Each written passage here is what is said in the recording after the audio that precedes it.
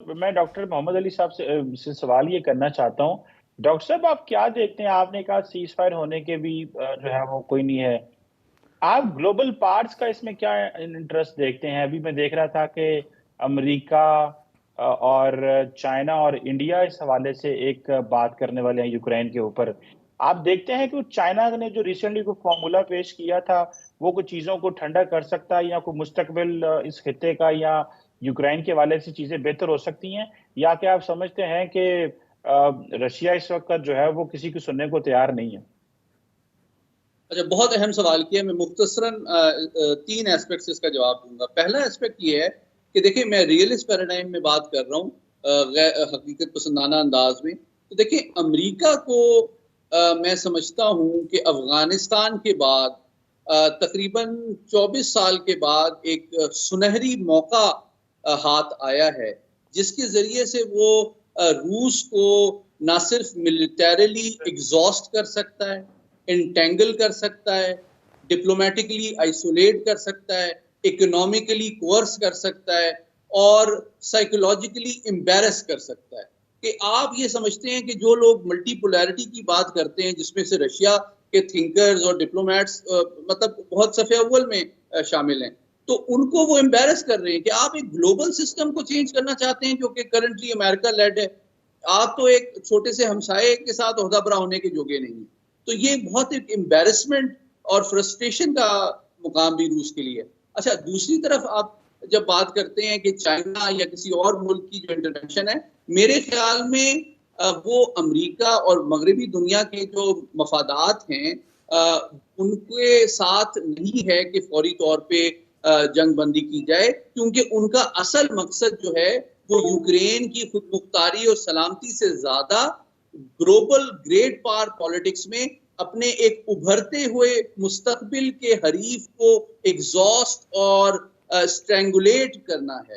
तो जब तक वो अपने मकासद हासिल नहीं कर लेते, मैं समझता हूँ कि किसी भी पीस मिशन या इंटरवेंशन या मीडिएशन की कोशिश जो है वो अनलाइकली है कि वो मगरबी दुनिया और ताकतों के लिए एक्सेप्टेबल हो। जहां तक रूस का ताल्लुक है, रूस ने तो जाहिर बात है अपनी जो एम्बैरेसमेंट है और अपनी inability to convert its huge military might into political objectives, उसको उसने थोड़ा सा फेस सेविंग भी चाहिए। और ये जो कल परसों के वाकयात हुए हैं वेगनर के ग्रुप के हवाले से, इसने मैं समझता हूं कि दाखिली सियासी सतह पे जो रूसी क़यादत है उसको उसके हवाले से बहुत से सवाल और चैलेंजेस उठा दिए हैं, क्योंकि ऑब्वियसली इस वॉर फटीग और इकोनॉमिक पेन का असर वहां की आवाम पे, फौज के मोराल पे पड़ रहा है। तो मैं समझता हूं कि इसीलिए मैं समझता हूं कि रूस की क़यादत ने कॉम्प्रोमाइज किया रादर दैन के एस्केलेशन डोमिनेंस पे जाते वो वेगनर ग्रुप के खिलाफ। अच्छा तो डॉक्टर इससे साहब, लग रहा है पॉलिटिकल बिल्कुल। कॉस्ट भी। मैं चाह रहा हूं कि इस गुफ्तगू को हम किसी नतीजे तक पहुंचाएं, इसलिए थोड़ा सा माजरत के साथ मैं इंटरवीन कर रहा हूं।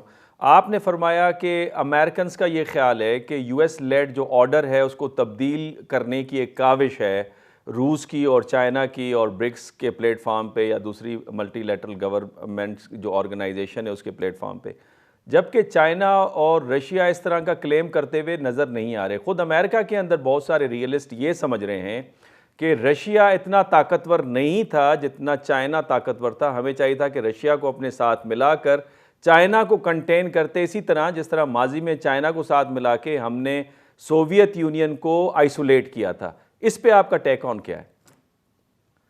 देखिए, जो पावर है, आपको याद है मैंने पहले भी एक प्रोग्राम में गुजारिश की थी, वो कोई ऑब्जेक्टिव मटेरियल रियलिटी नहीं है। वो साइकोलॉजिकल, फिजिकल, हिस्टोरिकल तमाम चीज़ों का एक मजमुआ होता है। आपकी आइडेंटिटी, आपका स्ट्रेटेजिक कल्चर और आपकी मटेरियल रिसोर्सेज, ज्योग्राफी, तमाम चीज़ों का एडमिक्स होता है। तो रशिया के बारे का जो स्ट्रेटेजिक कल्चर है, वो खाली मटीरियली कंस्ट्रक्टेड नहीं है।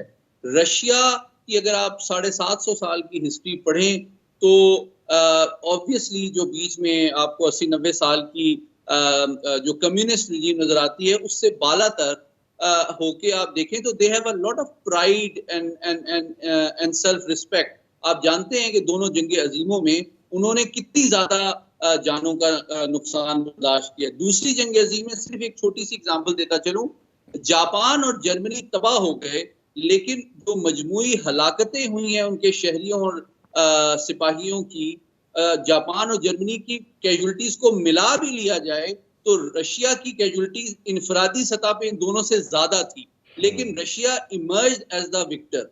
तो रशिया का स्ट्रेटेजिक कैरेक्टर सिर्फ टेक्नोलॉजी पे डिपेंड नहीं करता और सिर्फ इकोनॉमी पे डिपेंड नहीं करता। उनकी जो ख्वाहिश है, जिस तरह उन्होंने, आपको याद है कि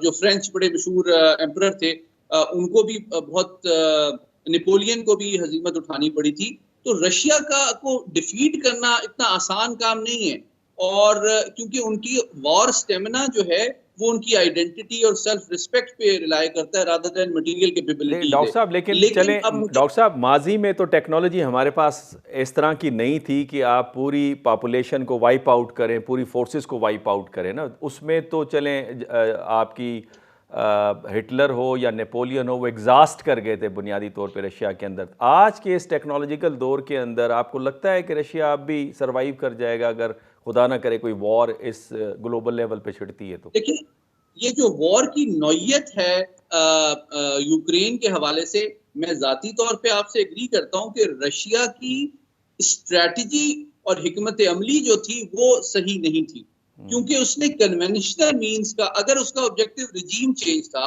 तो रिजीम चेंज आप आर्मर्ड कॉलम्स भेज के और एयरफील्ड बम्बार्डमेंट करके तो नहीं कर सकते। You could have sent a commando red,